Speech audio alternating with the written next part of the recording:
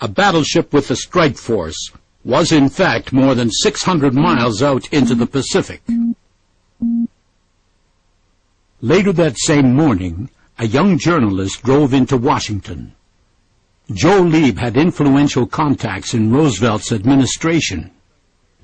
Cordell Hull was Secretary of State, and he called me on Saturday morning around 9:30 and asked if I could come over to see him. I came over, didn't live far from there, and he met me out in front of the State Department, the old State Department. And we were walking towards the White House, and he mentioned that he had something very important to talk to, and we wanted to sit down. And we walked across the street to Lafayette Park, sat on the bench, and he started to relate that Pearl Harbor would be attacked on December the 7th. Specifically, he emphasized December the 7th, and that he wanted me to know, because I had helped him on other issues, that if anything should erupt against him, that he would be protected by a friend, which I have been to him. And he then related, he pulled out of his pocket the transcript, which stated specifically that Pearl Harbor would be attacked on December the 7th. Lieb gave his exclusive to the United Press, who put it only on the foreign wire. Ironically, the only paper to use it was the Honolulu Advertiser. In its watered-down form, it was not a story that caused Joseph Rochefort undue concern. At one point, we seemed to have a sort of a freezing of the mind, which I sometimes refer to as mental paralysis, because our reasoning went something like this, that if the Japanese attack Pearl Harbor, then this means war. War with the United States is going to be won by the United States. So therefore, why should the Japanese attack Pearl Harbor? And the answer is they don't. But that Sunday, a whole week before the attack, Admiral Kimmel questioned another intercept. Radio signals from several oil tankers, one of Japan's newest aircraft carriers, and a battleship had all now been intercepted. But intelligence put none of them where they really were, nearly 1,000 miles out into the North Pacific. That night in Bandung, Java, General Terporton revealed the threat of the Japanese fleet to the American liaison officer, Brigadier General Elliot Thorpe. He told Thorpe Pearl Harbor was one of 4 possible targets. General Terporton, the commander of the Dutch Army, wasn't sure about, he hadn't known me too long, whether or not I really had sent that message. So he got a copy of this same message and sent it to the military attaché at the Dutch embassy in Washington. And Colonel Wyman, who was the Dutch attaché in Washington, realized how important it was. So he took it in person to General George Marshall, who was then Chief of Staff of the Army. And Marshall read this intercept and turned to Wyman and said, "Do you expect me to believe this stuff?" So that was the way all I just, and I sent 3 more dispatches, and finally I got a cable back saying, "Don't send us any more, we're not interested."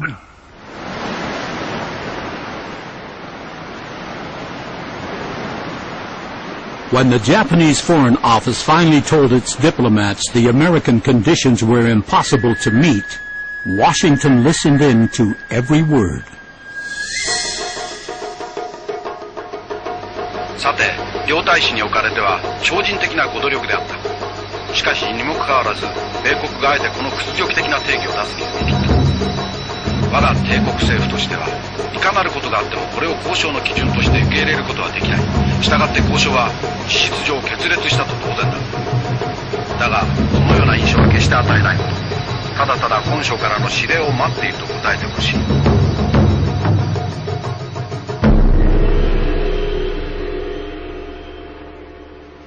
A few days earlier, the Matson Line steamship SS Lurline had passed under the Golden Gate Bridge, bound for Honolulu.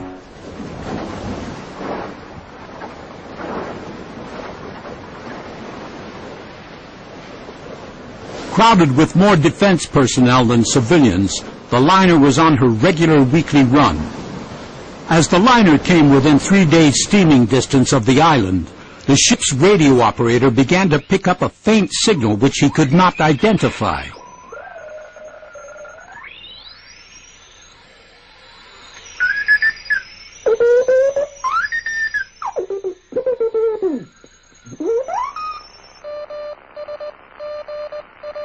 Leslie E. Grogan, one of the Matson Line's most experienced operators, began to log the signals.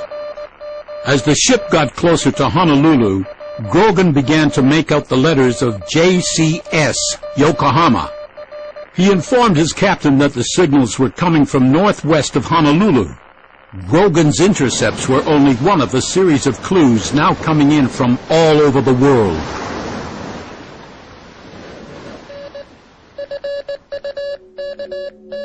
In Singapore, one message would have been intercepted which must have caused great interest in London. It was a prearranged signal for attack. Deciphered, it ordered the battle force to strike on December 8th, Tokyo time. It would be 24 hours earlier in Honolulu. Pearl Harbor was now only 5 days away. Down the west coast of America, from Alaska to San Diego, Navy and commercial radio stations had been alerted to listen for unfamiliar signals coming from the Pacific. In secret rooms and secret stations, operators, who normally only transmitted, now strained to pick up intercepts from a mostly empty ocean. Their intercepts were all brought to 717 Market Street, San Francisco, where Hosner watched as they were plotted with great care on a great circle chart of the North Pacific by his young colleague, Robert Ogg.